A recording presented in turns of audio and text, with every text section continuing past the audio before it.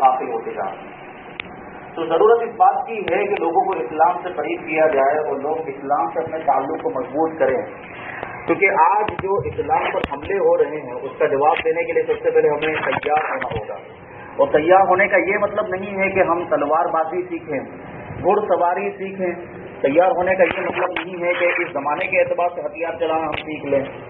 تو یہ تیار ہونا ہوا نہیں، کیونکہ حملے ضروری نہیں ہے کہ آپ کے جو ہے کہ تلوار کے ساتھ کیے جائیں گے، ضروری نہیں ہے کہ گھوڑے لے کر آپ پر حملہ کرنے کے لیے آئیں، ضروری نہیں ہے کہ لوگ بندوقوں کے ذریعے سے آپ پر حملہ کریں گے یا جو ماڈرن ہتھیار ہیں ان کے ذریعے سے آپ پر حملہ کریں گے۔ آج جو حملے ہو رہے ہیں وہ ہمارے اخلاق کو بگاڑ کر کیے جا رہے ہیں۔ آج جو حملے ہو رہے ہیں وہ ہمارے سینوں سے اسلام کی اور بانی اسلام کی محبت کو نکالنے کے ذریعے کی جائے۔ بنیادی مقصد یہی ہے کہ ہمارے دل میں سے اسلام کی اور بانی اسلام کی محبت کو نکال دیا جائے، کیونکہ ان کو یہ فلسفہ سمجھ میں آ گیا کہ مسلمانوں کی کامیابی کا راز اسلام کی محبت ہے اور بانی اسلام یعنی ہمارے آقا حضور رحمت عالم صلی اللہ علیہ وسلم کی محبت ہے۔ ایک یہودی ایک پی ایچ ڈی وہ مطلب اس نے کی، تو اسے پی ایچ ڈی کرنے کے لیے اس نے اسی بات پر پی ایچ ڈی کی کہ مسلمانوں کے حالات کا جائزہ لے کہ ان کے پاس ایسی کون سی چیز ہے جو انہیں ہر میدان میں کامیاب کر دیتی ہے اور ہر میدان میں وہ جیتتے ہوئے نظر آتے ہیں، اور آج اسلام پوری دنیا کے کونے کونے میں پہنچا ہوا ہے۔ تو یہ کون سی چیز ہے، کون سا ایسا جذبہ ہے اور کون سا ایسا فیکٹر ہے جس کی وجہ سے وہ اتنے کامیاب ہوئے؟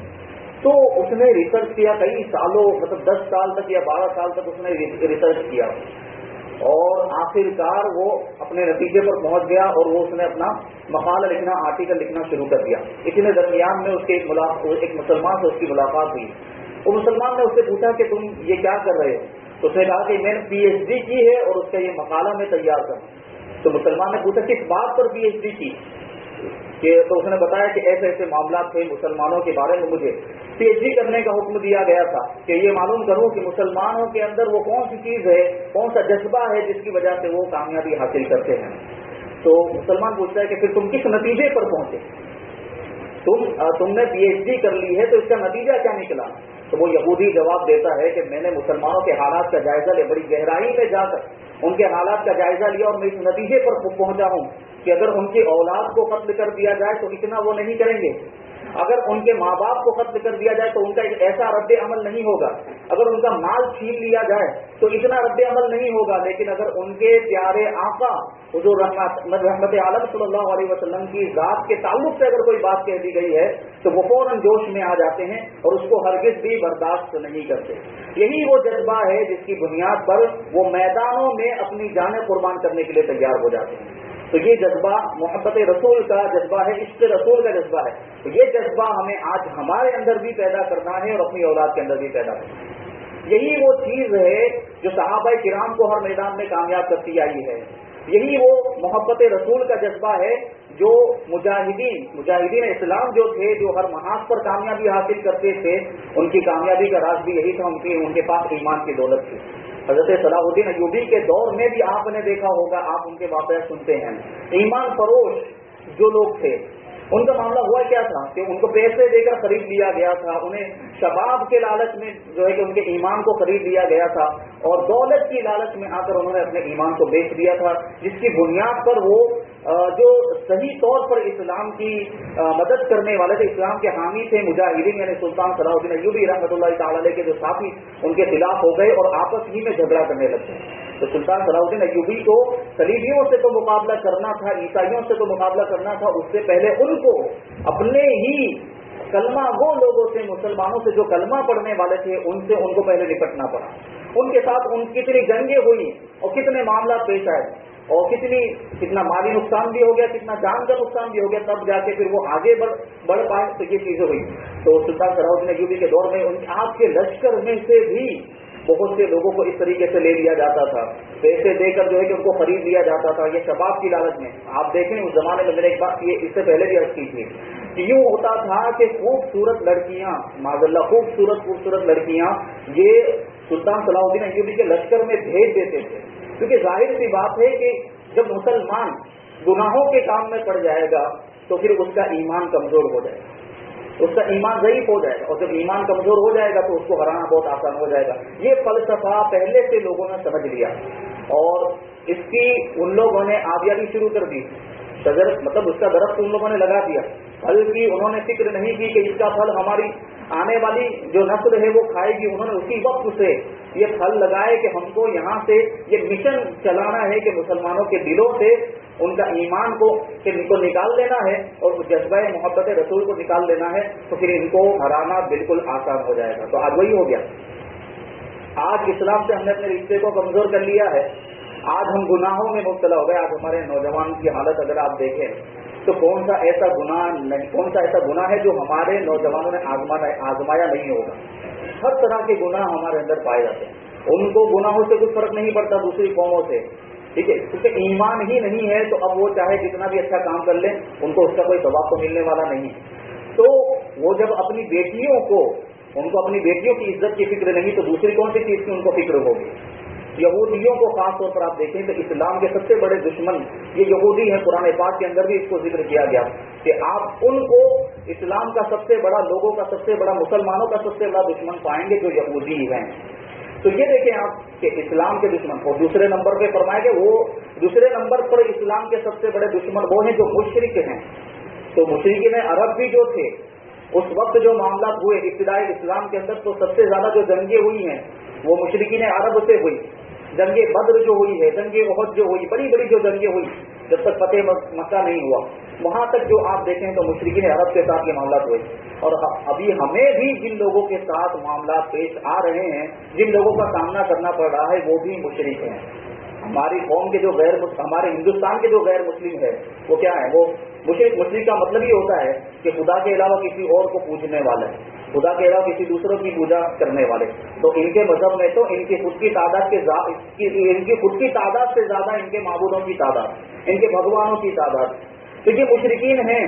تو یہ جو یہودی ہیں یہ تو ازل سے اسلام کا دشمن ہے، اور مشرکین بھی اسلام کے بہت سخت دشمن ہے، اور یہ ہر وقت ہر جو ہے کہ زمانے میں اور ہر اعتبار سے دیکھیں تو اسلام کو نقصان پہنچانے کی کوشش کرتے رہتے ہیں۔ تو ہمیں اس اعتبار سے اپنے آپ کو تیار کرنا ہے۔ کا مطلب یہ ہو گیا کہ ہمیں اپنے اندر حضور اکرم صلی اللہ علیہ وسلم کی محبت کا جذبہ پیدا کرنا ہے اب، اور اسلام کی محبت بھی پیدا کرنی ہے۔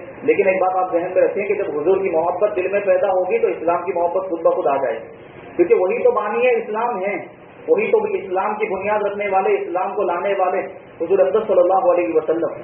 تو ان کی محبت ہمارے دل میں پیدا ہونی چاہیے، کیونکہ محمد الرسول اللہ کے بغیر تو ہمارا کلمہ بھی مکمل نہیں ہے، لا الہ الا اللہ محمد الرسول اللہ۔ تو یہ چیز آپ ذہن میں رکھیں اور اس کی اہمیت کو سمجھنے کی کوشش کریں کہ یہ کیا چیز ہے اور ہمیں کس اعتبار سے اپنے آپ کو تیار کرنا ہے۔ تو اپنے دلوں کے اندر بھی حضور صلی اللہ علیہ وسلم کی محبت پیدا کریں اور اپنی اولاد کو بھی سکھائیں۔ آج کے زمانے میں یہ ہوتا ہے کہ گھر میں، ابھی جیسے کہ کل بات کی گئی کہ گھر میں جو ہے کہ نماز کے بعد، فجر کی نماز کے بعد بیٹھنا ہے، بچوں کو لے کر، گھر کی مائیں بہنوں کو لے کر بیٹھنا اور اسلام کی دینی معلومات کے تعلق سے کچھ ان کو سکھانا ہے۔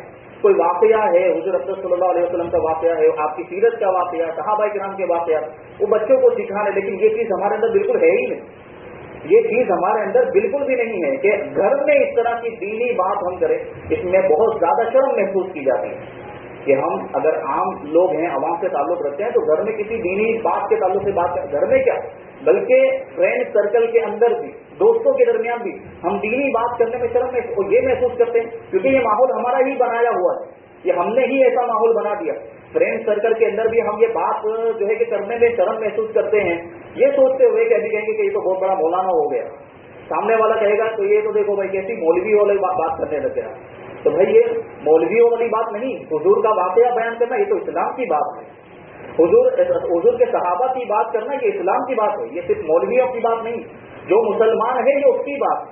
تو آپ مسلمان ہیں، آپ بات کریں تو اس میں شرم محسوس نہیں ہونی چاہیے جب دین کا کوئی مسئلہ بیان کر دیں آپ، یا کوئی واقعہ حضور کا آپ بیان کر رہے ہیں، یا صحابہ کرام کا واقعہ، بزرگان دین کا کوئی واقعہ آپ بیان کر رہے ہیں، تو اس میں شرم نہیں ہونی چاہیے، کیونکہ یہ اسلام کی بات ہوگی اور اسلام کی بات کرنے میں کسی مسلمان کو شرم نہیں ہونی چاہیے، کیونکہ وہ اس کی خود کی بات ہوگی۔ تو بات آپ ذہن رکھیں۔ تو اسی لیے کہا گیا تھا کہ اپنی نسلوں کے اندر اگر آپ کو हुजूर अकरम सल्लल्लाहु अलैहि वसल्लम की मोहब्बत मुंतकिल करनी है तो उसका बुनियादी जरिया यह है कि ज़्यादा से ज़्यादा हुजूर अकरम सल्लल्लाहु अलैहि वसल्लम का तज़किरा किया जाए।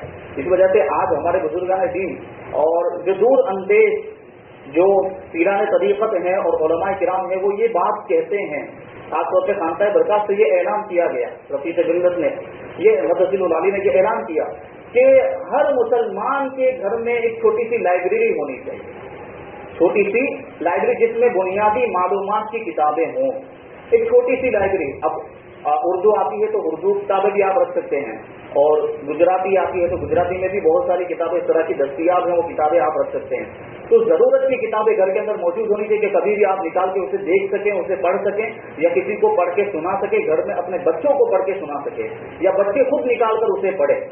क्योंकि जाहिर सी बात है कि ये काम हमें करना होगा अपनी नस्लों की ईमान की हिफाजत के लिए, ये काम हमें करना होगा, बहुत जरूरी है इस जमाने के बाद से, क्योंकि अभी जो जमाना है ये बहुत ज्यादा खराब हो चुका है।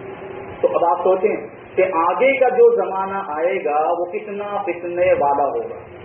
आप सोच सकते हैं कि अभी इस जमाने में इतने फितने हैं, इस्लाम की ऐसी सख्त मुखालफत हो रही है, और हर कौम के लोग मुसलमानों के खिलाफ, अल कुफ्र मिल्लत वाहिदा, ये हदीस पाक में आया कि कुफ्र एक ही कौम है, यानी जितने भी काफिर हैं वो एक ही। का क्या मतलब हो गया कि इस्लाम के खिलाफ जब लोगों मतलब इस्लाम की मुखालफत की जब बात आती है तो सब एक हो जाते हैं। यूं देखें आप तो यहूदी और ईसाई पहले दिन से एक दूसरे के दुश्मन हैं।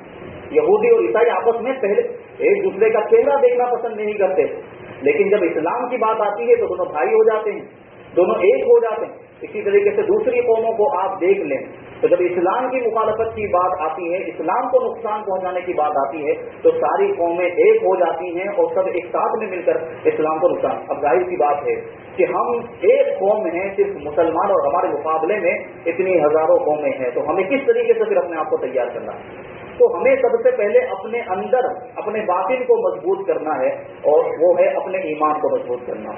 और ईमान को मजबूत करने के लिए जरूरी है कि हमें हमारे दिल में इस्लाम की मोहब्बत होनी चाहिए और बानी इस्लाम की भी मोहब्बत होनी चाहिए। बानी इस्लाम की मोहब्बत कैसे पैदा होगी?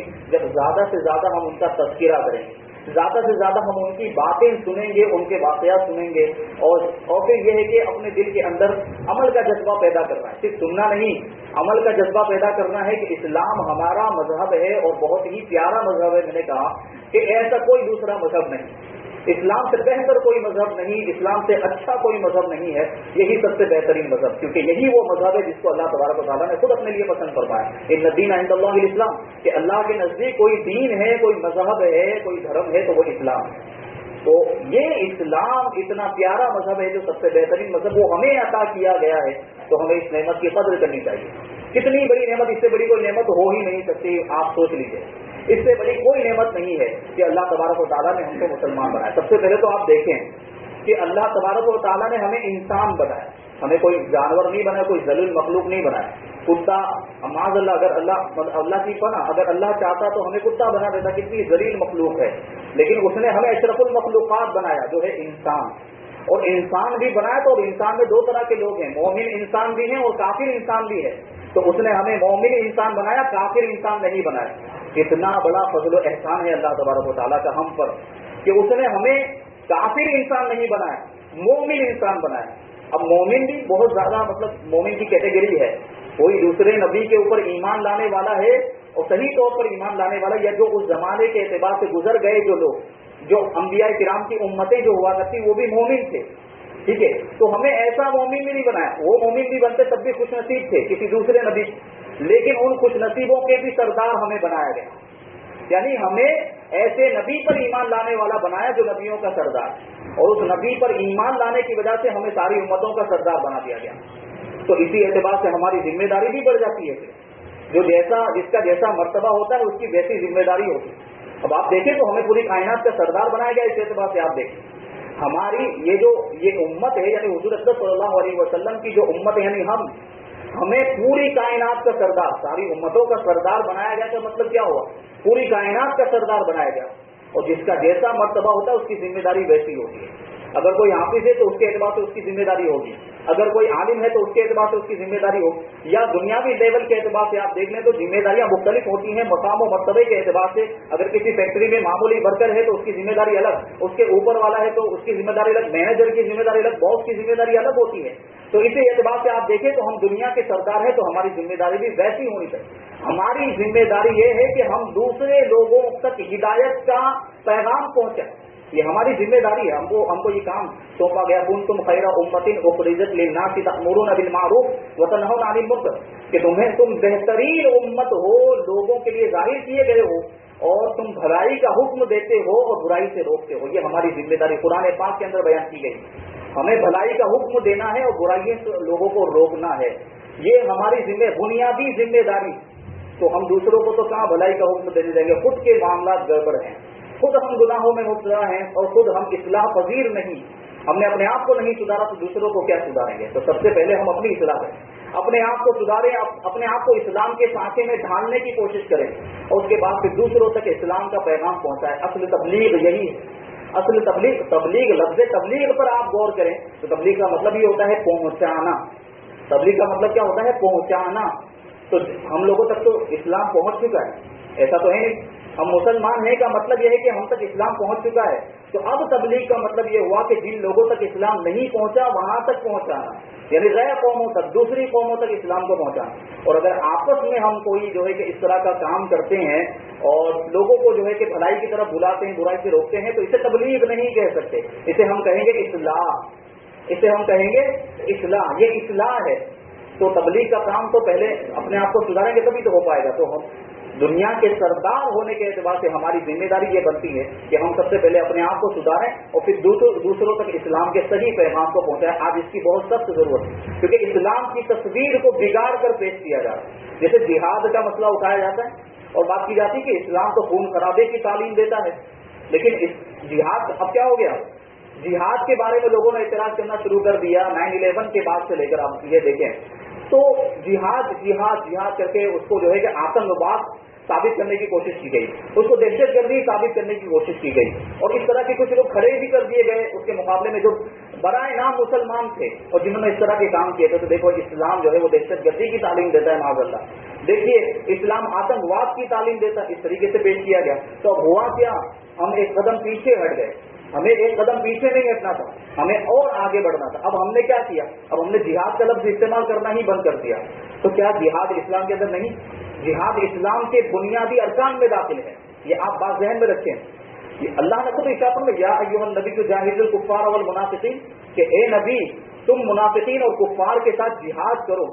तो ये मतलब हम पर ये जरूरी नहीं था, मतलब ये नहीं करना था हमको कि हम जिहाद का लफ्ज ही इस्तेमाल करना बंद कर देते, बल्कि जिहाद का सही मतलब और उसका जो सही मफहूम है वो लोगों तक पहुंचाने की जरूरत थी कि जिहाद हमारे इस्लाम के अंदर इसका कॉन्सेप्ट है, इसका तसव्वुर है, तो वो कैसा है। उसका ये मतलब नहीं कि खून खराबा किया जाए और बेकसूरों को और बेगुनाह लोगों को कत्ल कर दिया जाए, उसका हरगिज ये मतलब नहीं जिहाद का। तो जिहाद के सही मफहूम को लोगों तक पहुंचाने की जरूरत थी, लेकिन हमने उसके बराबर ये किया कि हम खुद पीछे हट गए और हमने लफ्ज़ जिहाद को इस्तेमाल करना ही बंद कर दिया। तो इस तरीके से अगर होता रहा, चलो आज जिहाद पर किसी ने एतराज किया और आगे चल के माज़अल्लाह किसी ने नमाज पर एतराज कर दिया कि नमाज नहीं होनी चाहिए, नमाज माज़अल्लाह बेकार की चीज है, तो क्या हम नमाज पढ़ना छोड़ देंगे? नहीं, बल्कि हम नमाज का दिफा करेंगे, उस वक्त नमाज की खूबियां बयान करेंगे और नमाज के ताल्लुक से बयान करेंगे कि इस पर जो एतराज़ात किए जा रहे हैं वो एतराज़ात गलत। तो इसी तरह जिहाद के साथ भी जिहाद का भी सही मफहूम हम लोगों तक पहुंचा सकते थे, लेकिन हमने वो नहीं किया, हम एक कदम पीछे आ गए। तो ये हमारी हार है।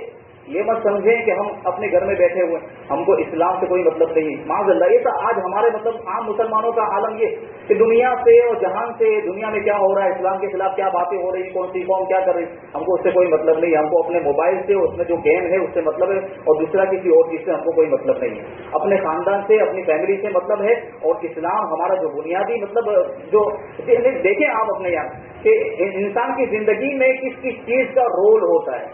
तो इंसान अगर किसी मजहब से ताल्लुक रखता है तो सारी चीजें बाद में आती हैं, उसका मजहब पहले आता है। आपकी फैमिली बाद में आती है, आपके खानदान वाले बाद में आते हैं, आपके दोस्त दीगर अफराद बाद में आते हैं, सबसे पहले आपका मजहब आता है। सबसे पहले आप पर आपके मजहब के हुकूक हैं, तो पहले आप वो देखें। आपकी फैमिली बाद में है और दूसरी चीजें बाद में है। तो उनके भी हुकूक हैं, वो सारी चीजें हैं, लेकिन सबसे पहले इस्लाम के फराइज हम पर हैं, इस्लाम के हुकूक हम पर हैं, उन हुकूक को हमें अदा करना है। आज अपनी कौम को बेदार करने की जरूरत है। आज हम लोग सो रहे हैं, हमें कुछ नहीं पता कि इस्लाम को कैसे कैसे चैलेंजेस का सामना है। ये खुफिया तौर पे काम हो रहा है, खुफिया तौर पर हमारी नस्लों को बर्बाद करने की कोशिश की जा रही है। ये जो गुनाह, मतलब ये आप जो लोग टेक्नोलॉजी जो इतनी तरक्की कर चुकी है, आज हमारे हाथ में सारे असबाब गुनाहों के हाथ में आ गए। इतना आसान कर दिया इन लोगों ने गुनाहों को। पहले ये होता था ना कि माज़अल्लाह ज़िना करने के लिए खूब खर्चा करना पड़ता था। ज़िना अगर किसी को करना हो तो वो उसके लिए पैसे खर्च करेगा या कहीं पे उसे जाना पड़ेगा, और जहां भी ये मामला है उसे भी पैसे देने पड़ेंगे। और दूसरे गुनाहों के जो जराए थे उनमें भी खूब मतलब तकलीफ का सामना था, और पैसे या कुछ भी मतलब मेहनत मशक्कत लगती थी। लेकिन आज गुनाहों को बहुत आसान करके पेश किया जाता। आज ये बात भी कही जाती है ना कि लोगों ने निकाह को महंगा कर दिया है, उसके मुकाबले में ज़िना बिल्कुल सस्ता हो चुका है। इसी वजह से लोग निकाह की तरफ तवज्जो नहीं दे रहे और ज़िना की तरफ जा रहे हैं। तो यही चीजें दूसरे मामला के अंदर हो रही। तो हमें करना क्या था? हमें तो करना यह था कि निकाह को हम सस्ता करते, ताकि निकाह के मुकाबले में ज़िना की अहमियत कम हो जाती। और निकाह नाम किसका है? दो गवाहों की मौजूदगी में ईजाब व कबूल करने का नाम निकाह है। और कोई बड़ी दावत करना उसमें कोई जरूरी नहीं है, इसको बुलाना उसको बुलाना कोई जरूरी नहीं है, और ये दिखावा करना वो दिखावा करना, सोना चांदी कोई जरूरी नहीं।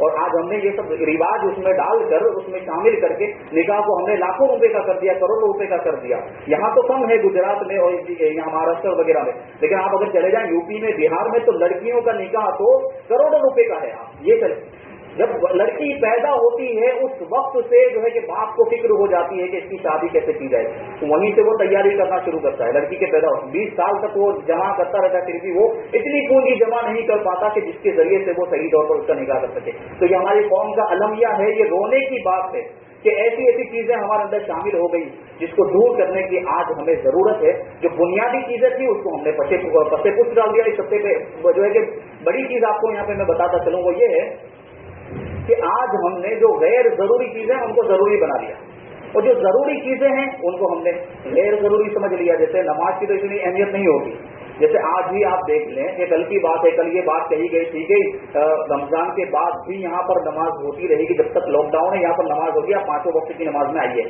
तो अभी एक नमाज ही हुई होगी फजर की नमाज, और आपने देखा कि तादाद कम हो गई। तो ये तो जज्बा है हमारा, ठीक है। मैं किसी को डांट नहीं रहा हूँ, किसी को मतलब ये नहीं कर रहा हूँ, और किसी को मतलब बेइज्जत करना नहीं चाहता। ये आज हमारी पूरी कौम का हाल है। तो ये फौरन देखे कैसी तब्दीली आती है और हम कैसे गफलत में हैं और कैसे मतलब हम सोए हुए हैं।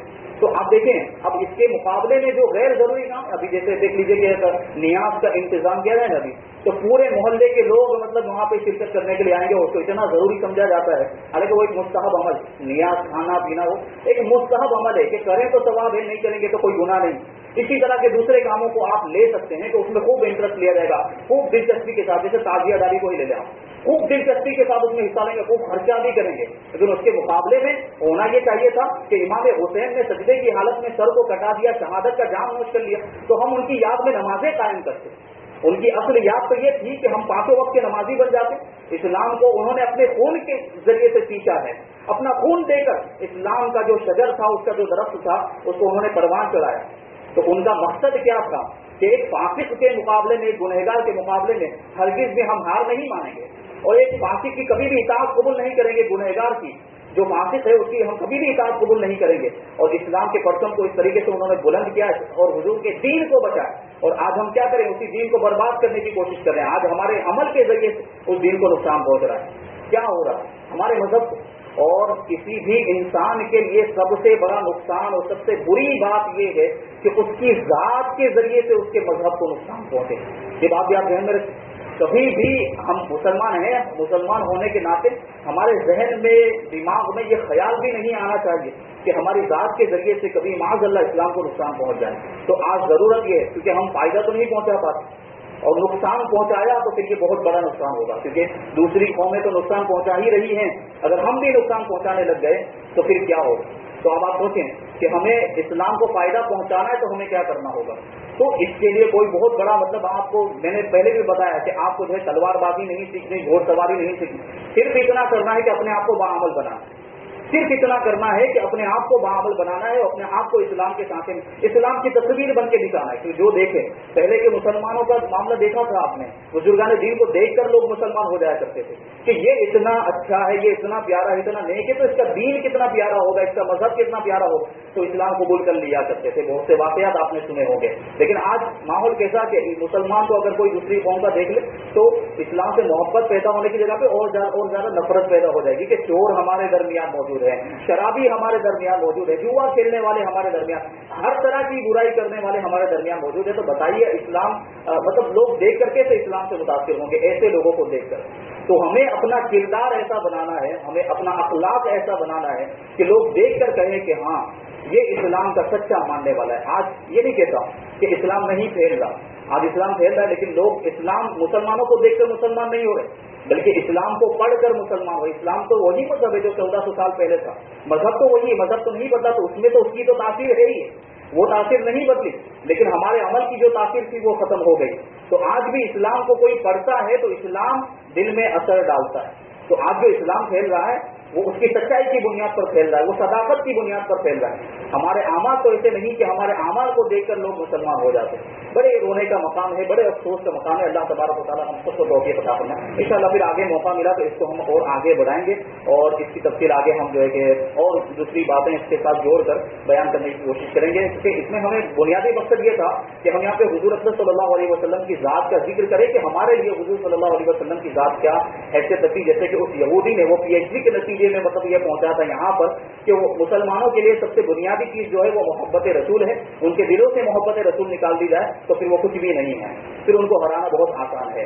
तो हमें ये इन सारी बातों पर तवज्जो देना है। आगे भी अभी कभी मौका मिला तो इस तरीके से अभी हमने ये जो है कि ये प्रोग्राम रखा, तो इस तरीके से इंशाल्लाह अभी आगे भी हम जो है कि इस तरह के प्रोग्राम रख सकते हैं और कोशिश करेंगे माहौल के एतबार से अगर हमें ऐसा लगता है कि ये प्रोग्राम रखना है तो इंशाल्लाह हम आगे प्रोग्राम रखेंगे। अल्लाह तबारक व तआला की बारगाह में दुआ है कि हमें आपको हम सबको अमल करने की तौफीक अता फरमाए, सारे मुसलमानों को हिदायत अता फरमाए और इस्लाम को फायदा पहुंचाने की तौफीक अता फरमाए और ज्यादा से ज्यादा नेक अमल करने की तौफीक अता फरमाए और अपनी नस्लों के ईमान की हिफाजत के असबाब मुहैया करने की तौफीक अता फरमाए। वमा अलैना इल्लल बलाग। अस्सलामु अलैकुम।